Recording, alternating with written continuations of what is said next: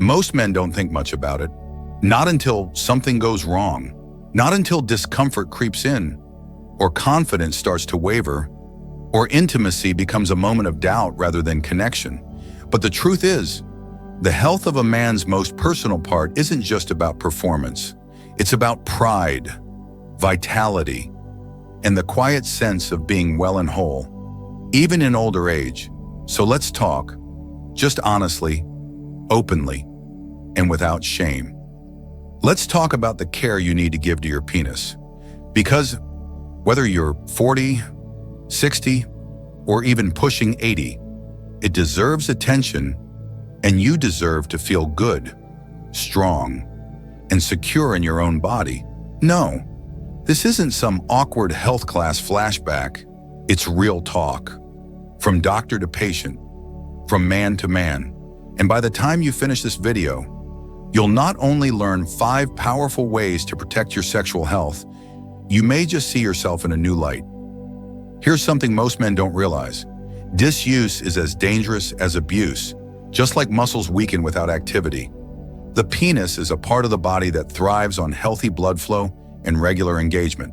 Not necessarily sex, not necessarily solo time, but activity, some kind of regular stimulation that keeps oxygen moving, that reminds your body and your mind that you're still alive, still connected, still present.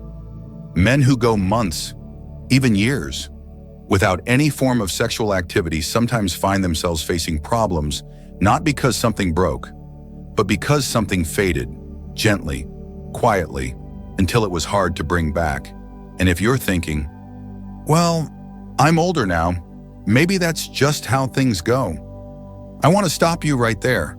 Age isn't the enemy. Neglect is. Even simple solutions, physical therapy for the pelvic area, special exercises, or harmless tools like vacuum pumps can help maintain that crucial circulation. You wouldn't let your legs waste away just because you retired from sports. Why let this part of your body go ignored? Still with me? Good, because the next piece might sound obvious, but too many men skip it. Hygiene, yes. Cleaning, but not the quick rinse and rush you learned as a teen. I mean real, mindful, thorough hygiene. A gentle soap, proper drying, and, most importantly, consistency.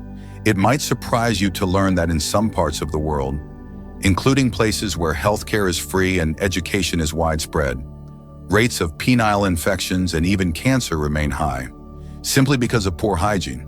It's not about being dirty, it's about forgetting that skin, especially sensitive skin, needs care. And here's a detail many overlook. After intimacy, especially if it's vaginal intercourse, washing matters even more. The chemistry between two bodies is delicate, and if it's left unchecked, that imbalance can create small, irritating changes that grow into bigger problems over time. Now, let's talk about something that might catch you off guard. Have you ever tried to be intimate, or even just physically close, when you weren't quite fully ready? Not completely erect, but close? It happens. Maybe you're nervous, maybe you're rushing, but forcing that moment, trying to push through when your body's only halfway there, can lead to more harm than you think. It may feel like a minor issue in the moment, but internally, it's different.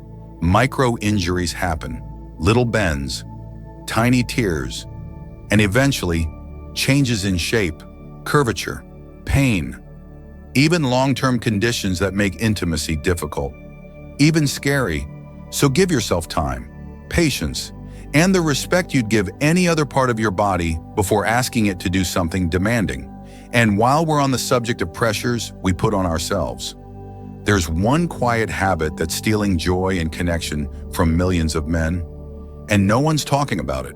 Porn, not because it's inherently evil, not because desire is wrong, but because overexposure, especially in isolation, rewires the brain. You begin to associate pleasure not with people, not with presence, not with mutual feeling, but with pixels, with scripts, with fantasy. And when the real moment comes, the human connection, the shared vulnerability, it falls flat. Your body doesn't respond the way it should. Your mind feels disconnected. And over time, you lose the very thing you were chasing in the first place: intimacy, realness, fulfillment. That's not judgment, that's science. And if that rings true for you, know this: it can be reversed. You're not broken. You just need to come back home to yourself. Before we move into the final, most important truth in this conversation, let me gently say this. If you've watched this far, thank you. It takes courage to care for yourself in this way. If you find any part of this helpful, consider sharing it with someone who might be suffering in silence. So many men go years without talking about these things, even to their closest friends or doctors. A quiet share could change someone's life, or even save it. Now, let's look at what ties all these ideas together: lifestyle, the quiet, daily choices that shape your body, your energy, your desire, and your confidence. No surprise here, smoking kills, but beyond the lungs and heart, it chokes the tiny blood vessels that matter most in sexual performance. Alcohol in excess dulls sensitivity and can erode natural function. Dehydration? It dries everything, including your libido. But this isn't just a list of things to avoid. It's an invitation to live well. A balanced diet, movement, sleep, laughter, purpose. These don't just make life richer, they keep you strong where it matters most. And if that part of your life has felt like it's fading, know this: you can start again, you can heal, you can grow. But here's something almost no one talks about. Something so small, so simple, you'd think it doesn't matter, but it does. In fact, it might be one of the most overlooked causes of nighttime discomfort, micro-injuries, and gradual decline in function for men over 50. And it all comes down to what you wear, or don't wear, to bed. Most men never consider how their underwear affects them during sleep.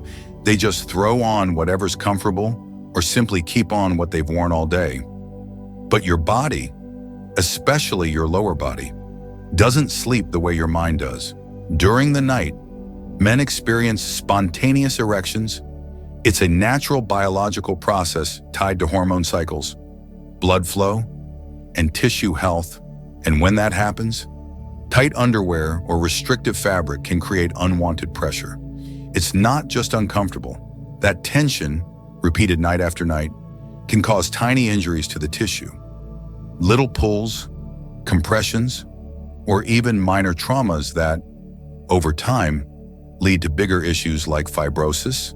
That's the kind of internal scarring that can change the shape of the penis, affect sensation, and lead to curvature, a condition many men only realize they have when it's already affecting their sex life. So what's the answer? Sleep freely, or, at the very least, sleep loose. Let your body rest without pressure, without friction, without boundaries that don't belong there. For some, it's as simple as switching to loose boxers. For others, it might mean going without underwear entirely during sleep. Whatever you choose, the point is not about fashion, it's about freedom, giving your body space to breathe, repair, and regenerate, the same way we treat other vital systems during rest. And here's a deeper truth. This kind of care, this level of attentiveness, isn't just about physical health.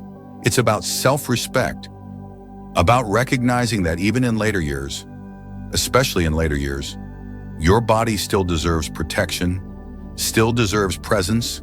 Too often, men carry a quiet shame when it comes to sexual wellness. They internalize messages that it's no longer important, or that it's too late to do anything about it. But that couldn't be further from the truth. It is never too late to reclaim your confidence, your comfort, your vitality. And that journey doesn't begin with pills or surgery. It begins with awareness, with small, consistent, intentional steps that honor the body you've lived in for decades. Maybe this is the first time you've heard this kind of message delivered like this, without fear, without judgment, without pressure to buy something. It's just honesty. Maybe you've spent years thinking that What's happening down there is inevitable, unfixable, or embarrassing, but now you know more, and with that knowledge comes choice. You can keep pushing it aside, or you can begin again. Today, let's pause here for a moment, not to add another tip, not to scare you with another warning, but to talk about something deeper, something most men carry but almost never speak of, something that quietly chips away at confidence, desire, and the spark of intimacy. Long before anything physical starts to fade, it's stress. Not just the kind that makes your shoulders tense or keeps you awake at night, but the kind that burrows itself into your thoughts, your self-image, your identity as a man, the kind that whispers, "You're not the same anymore." That creeps in after a rough day, a bad week, or a stretch of months where you felt more like a machine than a man. That feeling of being under pressure, of being overwhelmed, of constantly being on, it does more than exhaust you mentally. It affects your chemistry, your hormones, your drive, your ability to connect, respond, enjoy, and yes, it affects your penis too. You see, stress activates a part of your nervous system designed for survival. Not for pleasure, it diverts blood flow away from your core and into your limbs.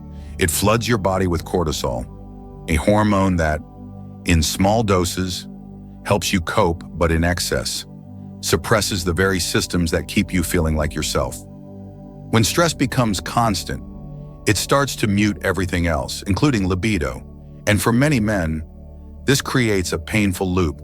You feel disconnected, so you perform less. You perform less, so you feel inadequate. That feeling creates more stress, and the cycle continues.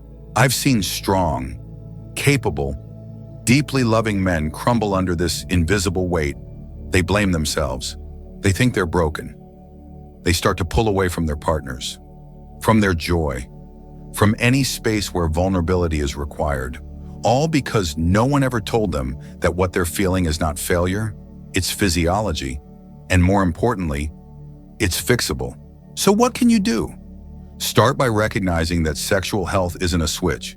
It's a reflection of how you live, how you think, how you feel. You can do all the physical things right, eat well, exercise, avoid cigarettes, but if your mind is carrying burdens it hasn't had room to unpack, your body will show it. Healing starts when you give yourself permission to feel, to slow down, to speak up. Sometimes that means talking to a friend. Sometimes it means asking your doctor questions you've been too embarrassed to ask. Sometimes it means meditating, walking alone in silence, or simply putting your phone down for a day. And sometimes it means admitting that you're tired, not just physically, but emotionally, and letting that truth be okay. If you're married or in a relationship, this can be one of the hardest places to open up. You might worry you'll disappoint her, that if she knows you're struggling, she'll think less of you. But I'll let you in on something I've heard again and again from women. They don't want performance. They want presence. They want to feel you, emotionally, spiritually, far more than they want a perfect act in bed. And when you share honestly, when you invite her into your experience instead of hiding it, you often discover that intimacy doesn't begin with an erection. It begins with trust, with being seen. And for those who are single, maybe widowed, maybe divorced, maybe still healing from something long ago, this matters just as much. Because how you care for yourself, how you speak to yourself when no one's watching, lays the foundation for every future connection you'll ever have. If you've been hard on yourself, let that go. If you've internalized shame from a health issue, a diagnosis, a decline, release that too. You are still worthy of joy, still capable of love, still allowed to feel alive. There's a quiet revolution happening among older men who are starting to prioritize their whole health, not just blood pressure and cholesterol, but sleep, emotion, intimacy, meaning they're realizing that aging doesn't have to mean giving up parts of who they are. It means tending to them more gently, more honestly, with more care. and sexual health, in all its complexity, is part of that care. So if today you take nothing else from this video, take this: your body listens to your life. If you live under stress, in silence, without rest, your body will reflect that. But if you learn to nurture peace, speak truth, and live with more softness, your body will listen too. It will heal. It will surprise you. It will respond. You are not defined by your performance. You are not measured by a single moment. You are not late or behind or disqualified from joy. You are on a journey. And just by watching this, you've taken a step forward. That matters more than you know. Let me tell you a story. A few years ago, I met a man named Richard. He was 67 then, retired just the year before, and came to see me for something simple, or so I thought. He mentioned a bit of discomfort, occasional fatigue during intimacy. Nothing too alarming. But what unfolded in our conversation wasn't about symptoms. It was about silence. Richard had spent the last decade quietly withdrawing from parts of his life that once brought him joy. He still loved his wife deeply, but avoided intimacy. He didn't feel like a man anymore. He confessed, not because something had gone terribly wrong, but because slowly, without realizing it, he had given up on his own vitality. The spark had dimmed, and he didn't know how to bring it back. Not with pills, not with tricks. What he needed was permission to care, to try, to believe that this part of him still mattered. We didn't jump into treatment plans. We didn't rush to find a fix. We talked about stress, about aging, about the quiet grief of feeling like your body is leaving you behind. We walked through everything we've talked about in this video: the role of physical activity, the power of sleep, the damage stress can do, and the incredible strength that comes from self-compassion. He left with no prescription, only a commitment to begin again. 6 months later, he came back. Same smile, but brighter, same voice, but steadier. He told me he'd started walking each morning, just to move. He'd cut back on alcohol, started sleeping in looser clothes, and opened up to his wife in ways they hadn't for years. It wasn't instant, he said, but little by little, I could feel myself coming back. Richard didn't reclaim his youth. He reclaimed his presence, and that, more than anything, restored his confidence in his body, in his relationship, in himself. That story isn't unique. I've heard it, in one form or another, from hundreds of men, and you might recognize a part of yourself in it. If you do, I hope you hear this. There is no shame in wanting more, no shame in asking questions, no shame in starting over. Your sexual health is not just about function, it's about connection to yourself, to your partner, to life.